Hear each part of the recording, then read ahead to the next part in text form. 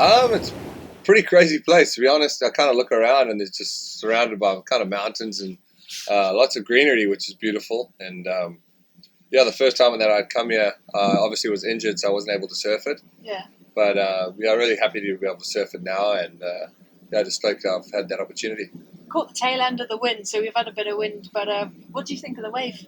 The wave's been really fun. They've been running it at like 2 minutes or 90-second intervals, and so you can really get a lot of reps, which is something rare you don't get in the ocean. You don't get that opportunity to ride that many waves on such a consistent basis. And so yeah, obviously with the wind swirling around, we've had some onshore conditions, some offshore conditions, and yeah, kind of the best of both worlds. Yeah, we're like 9 miles inland. How does it feel not be able to see the horizon or? Yeah. Yeah, it's definitely a weird thing. Like you said, being so far inland, it's definitely a little different for me. So when I was first driving out here, I remember kind of feeling I was just like, "Where the hell are we going?" Yeah. You know, are we anywhere near the ocean or anything like that? But yeah, it's definitely something different and something unique. This has been open for 2.5 years, and there's not like a massive surf culture in North Wales, as it's in the middle of the mountains. So we do like we've started a kids club. Okay. So we've got 60 kids that come every Saturday, Oh, wow. and we offer it free so they can like learn how to surf and learn about waves and how to be safe and everything like that. So that's incredible to have 60 kids, just even learning about the ocean or how the waves break and where they've got to position themselves to be able to catch it. I think they're definitely going to benefit. It's at a rapid pace. I started surfing at 3 years old, and I was lucky enough to have my dad as a surfboard shaper, and he obviously understood the ocean. But for some parents that don't maybe understand, this is a very safe environment for them to trust their kids to be able to be out here, and there's no sharks. There's nothing bad's really going to happen.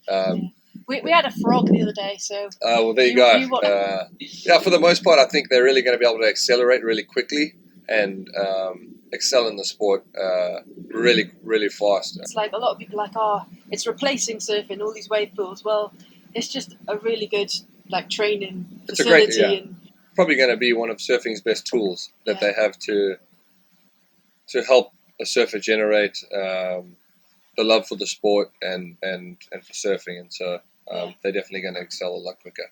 What about competing? Did you do the test at the Cape Pool? I did the test event, and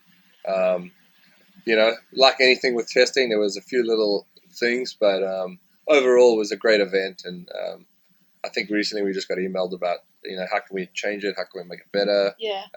I was a little bit small for the wave, I think, but I think this is, as far as pools go, I think overall this is just the beginning. There's no reason why in 3 years' time we won't see an 8-foot huge barrel, and so I think that'll be pretty exciting at that time. Yeah, I hope so.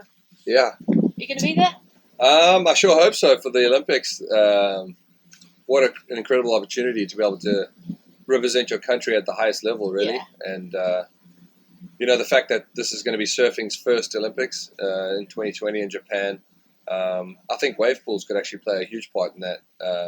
Just taking surfing to the world could be pretty scary if that at that time in Japan the waves are pretty flat in the ocean, and so to broadcast it out to the mass public might be a little scary, for them to be able to see surfing for the first time, someone that never surfed, to see someone not really catch a wave is pretty boring. Yeah. And so I think Wavepools could really help us there in that aspect, where a wave's going to come through at 2 o'clock and they can tune in and watch it and watch somebody ride a wave or be a part of surfing.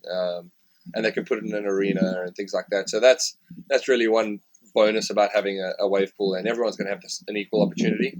We're still 2 or 3 years out from that, but yeah, it's going to be exciting. A lot can happen from now until then, and so I think only improvements are going to happen, and it should be a fun Olympic Games. Yeah, definitely.